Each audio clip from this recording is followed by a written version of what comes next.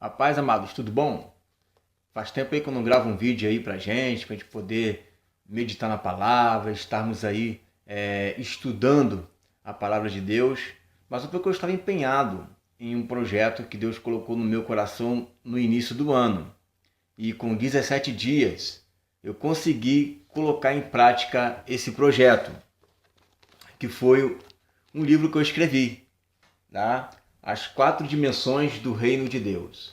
Então eu fiquei aí durante esses 17 dias escrevendo esse livro, tá? As 4 dimensões do reino de Deus, que são 146 páginas, tá? Com muita informação que tem aqui. Eu vou ver ainda como é que eu vou fazer para poder publicar, abençoar os irmãos, né? E o diferencial desse livro é o seguinte: ao escrevê-lo, eu coloquei aqui textos dos pais da igreja. Então, por exemplo, eu falei aqui sobre o Hades, né? Que a alma de Jesus ele ficou no Hades, como está lá em Atos 2:31, e que a sua alma não foi deixada no Hades, nem a sua carne viu a corrupção. Então tem uma parte daqui do livro que eu vou falar sobre o Hades. E aí, mais embaixo, eu coloco um testemunho dos pais da igreja, tá? Eu coloco aqui mostrando, fazendo um link direto com cada texto complexo que eu uso, mostrando que os pais da igreja criam assim. Aí eu coloco aqui um testemunho de Clemente de Roma, eu coloco testemunho de Justino, coloco testemunho aqui de Irineu de Leão, né? Então eu vou colocando os textos, tá? E logo abaixo do texto, eu vou pondo um testemunho de um pai da igreja. Então, por exemplo, tem muitas pessoas que acreditam hoje que Paulo, quando ele foi arrebatado até o terceiro céu, ele foi arrebatado para o paraíso, né? Que o paraíso fica no terceiro céu. E eu mostrei que não. Né? Eu mostrei aqui que o paraíso fica no Hades, que foi para onde Jesus foi, junto com o ladrão da cruz, que ele fala: hoje mesmo estarás comigo no paraíso, ou seja, naquele mesmo dia ele foi para o Hades, né? Atos 2:31 fala que sua alma foi para o Hades. Então o paraíso fica no Hades. E quando Paulo ele é arrebatado, ele vai ao terceiro céu e também ao paraíso. Muitas pessoas dizem, né, que então Jesus, quando ele foi para o céu, levou cativo o cativeiro, né? Levou as pessoas que estavam no Hades, né, para o céu. Só que eu mostro que isso não é uma realidade. E aí eu coloco um texto aqui de Irineu de Leão que prova que a igreja primitiva cria que o paraíso ficava em um local e que o céu ficava em outro local, tá? E então eu vou dissecando, e não somente isso, vou falando sobre a criação, sobre os povos, sobre o reino milenar, eleição, e por aí vai. São diversos temas que eu uso, tá, nesse livro, que na verdade nada mais é do que aquele seminário que eu sempre falo para você fazer aí. O teu seminário tá aí, ó, de graça, para você ouvir e ver quantas vezes você quiser, né? Mas de repente eu achei interessante também passar para o livro, e eu vou ver como é que eu vou fazer para publicá-lo, mas está bem didático, tá? Tem textos aqui não somente dos pais da igreja, mas quando eu vou falar da história da igreja, eu utilizo diversos livros acadêmicos que provam que a igreja ela se desvirtuou, né? Ela saiu daquilo que nós entendíamos que era o caminho que a igreja estava indo, né? E aí ela começa a trilhar um caminho diferente, né? A trilhar um caminho que a Escritura nos diz e nos ensina que a igreja entraria, que é no período de apostasia. E com o passar dos anos, Deus foi restaurando a sua igreja. Foi restaurando a sua igreja por intermédio da fé, depois pelos avivalistas. Temos aí a restauração dos dons espirituais e agora nós temos a restauração por meio do Evangelho do Reino de Deus, que é para nos prepararmos para tabernáculos. Então estamos no tempo aí da trombeta, temos que anunciar, né, não estou dizendo do toque da trombeta, não. Estou falando ciclos de festas. Quem me acompanha sabe o que eu estou falando. Estamos aqui para anunciar o reino, né? E profetizar a vida de Jesus. Por isso que, logo na capa, eu coloquei aqui, né? Certamente o Senhor Deus não fará coisa alguma sem antes ter revelado o seu segredo aos seus servos os profetas. Rugiu o leão, quem não temerá? Falou o Senhor Deus, quem não profetizará? Amós 3, 7 e 8. Ou seja, Deus não fará nada sem antes anunciar os seus segredos aos seus servos e aos seus profetas, tá? E o leão vai rugir. E quando ele rugir, meu irmão, quem não profetizará? Tá? Então, o que eu vou trazer aqui para vocês, o que eu trago aqui nesse livro, é justamente aquilo que o diabo ele não quer, que é a informação. O que a igreja hoje está faltando para ela é a informação. Existe muita desinformação. Eu posso até dizer assim, numa escala bem... Não vou dizer que eu sou um pessimista, mas realista, tá? Que de 100% da informação que a Bíblia traz, a igreja está com 5%, 6% dessa informação. Tá? Ela fica caminhando nesses 5, 6% e acha que isso é legal. Né? E existem muitos pastores que, infelizmente, eu vejo aí nos vídeos do YouTube, eles incentivam as pessoas a não estudar a Bíblia. Caramba, é isso mesmo? Pois é, sabia que existem pessoas assim? Mas eles não vão falar, até porque muitos deles até acreditam que seja na base da ignorância, da inocência. Mas eles não vão falar assim, não estude a Bíblia. Mas eles vão dizer o seguinte, isso não é importante, o importante é a salvação. Você está incentivando a pessoa a não ficar estudando aquilo dali, que isso não é importante. Gente, quando que estudar a palavra não é importante? Tudo que está ali é importante. Uma coisa é você estudar para que você venha alcançar a salvação. Outra coisa é você estudar para que você alcance a maturidade cristã.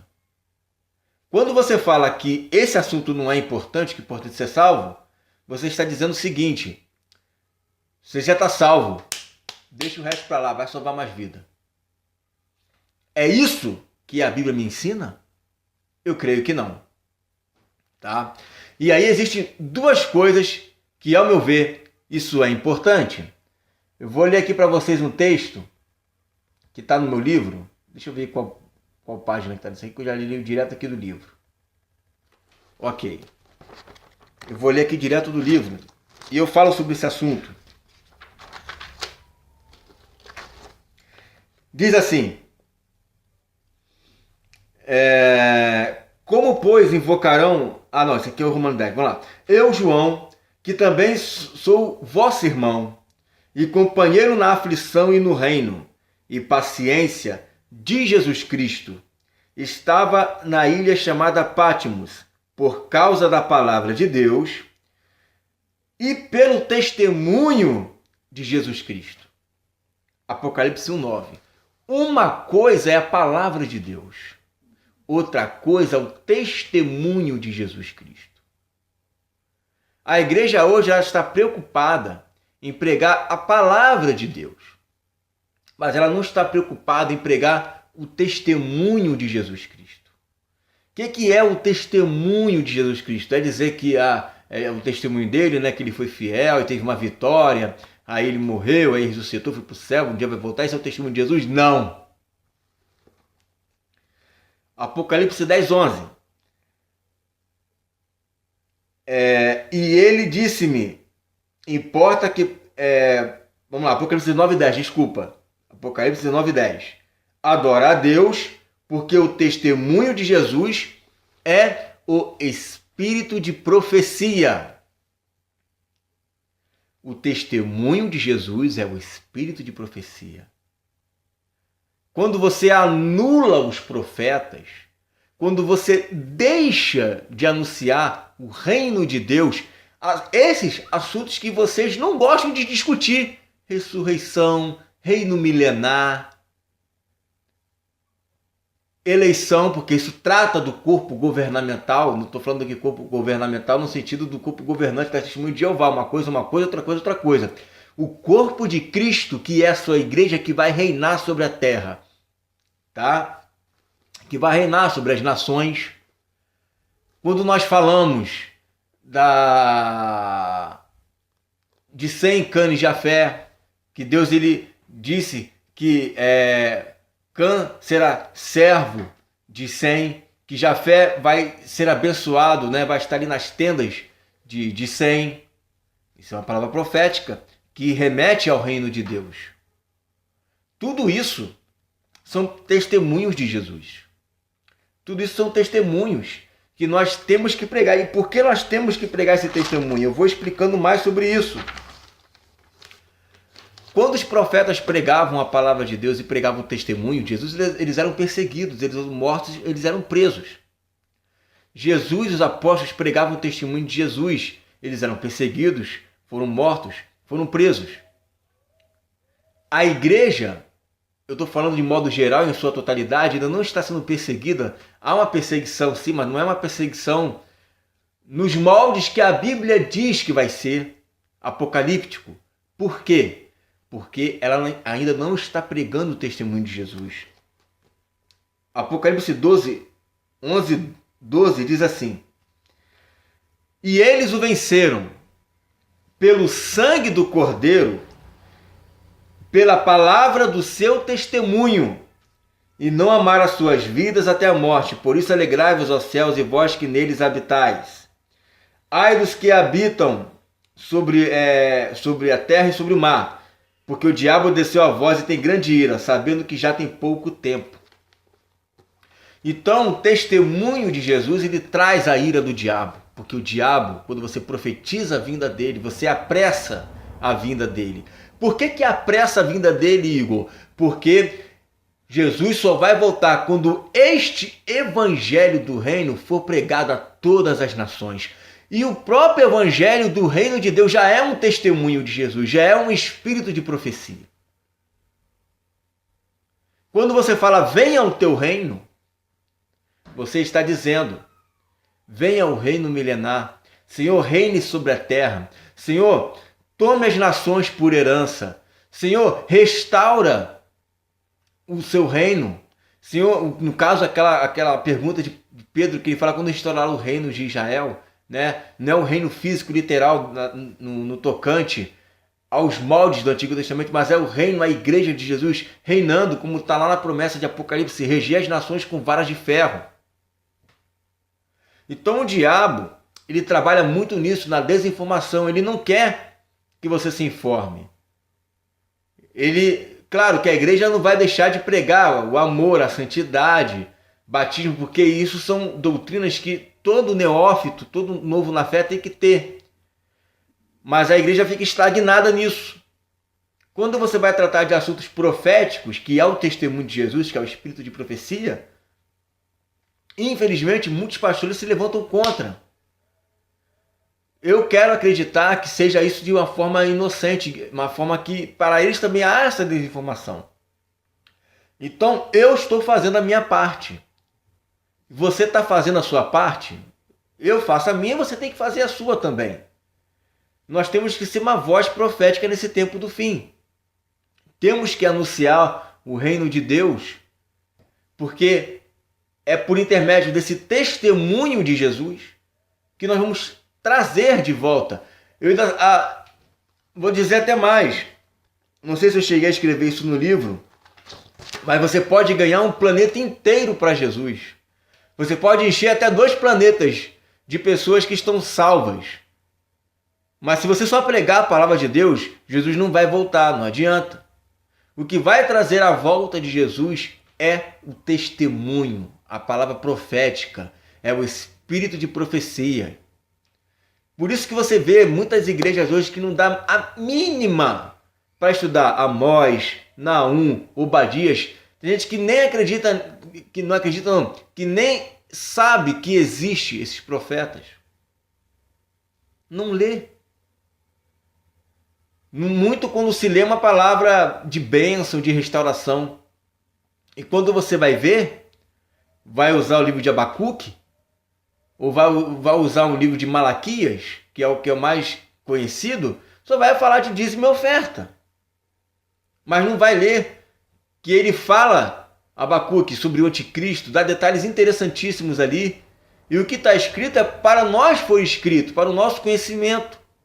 A igreja primitiva, que eu não gosto nem de dizer essa expressão primitiva, porque eu acredito que primitivo somos nós que ficamos degladiando denominação contra denominação, mas a igreja dos apóstolos dos primeiros séculos, dos 3 primeiros séculos, é muito bom ressaltar isso, que eu coloco isso aqui no livro, eu não uso os pais da igreja pós-Niceia, eu uso antes de Niceia, ou seja, primeiro, segundo, terceiro século no máximo, até o ano 250 no máximo, quando estava bem fresco ainda o ensino da igreja.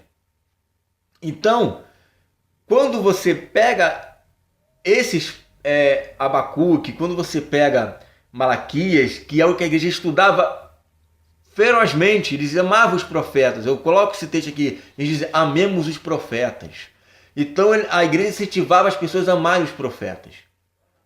Hoje, quando nós falamos sobre eles, quase ninguém sabe. E eu não falo de cristãos novos, não. Eu falo de cristãos que são antigos, de 10, 15 anos de igreja. Isso porque muitos pastores não incentivam essa leitura. Falam que isso não é importante. Gente, como que não é importante? Agora, tira o dízimo para você ver. Para de falar de Malaquias 3,10. Aí, meu irmão, o pau quebra. O couro come. Se você parar de falar sobre dízimos e ofertas. Para falar sobre dízimos e ofertas, a igreja ela usa todos, até Levítico se der. Então nós estamos invertendo os valores. Porque ofertas, dízimos, né? Você ajudar os irmãos, você vê 1, 2, 3 textos isolados ali no Novo Testamento. Agora, quando fala sobre reino de Deus, justiça eterna, 70 semanas de Daniel, ressurreição dos mortos, isso você vê de Gênesis a Apocalipse, mesmo que sejam em figuras. Então, nós temos que arregaçar as nossas mangas e começar a ser uma voz profética nessa geração. Eu quero me comprometer a trazer o reino de Deus ainda nessa geração. Eu quero me comprometer. Você quer se comprometer a anunciar esse reino? Então, junte-se a nós e vamos mudar a cara da igreja, vamos mudar a figura dessa igreja, vamos começar a anunciar o reino de Deus com toda a força, com toda a intrepidez, com toda a energia, com toda a ousadia, sem medo, para que nós venhamos a destronar Satanás. Porque a única coisa que vai destronar a Satanás é a palavra do seu testemunho. É o testemunho de Jesus, é o espírito de profecia. Amém, queridos? Fique com essa palavra em nome de Jesus.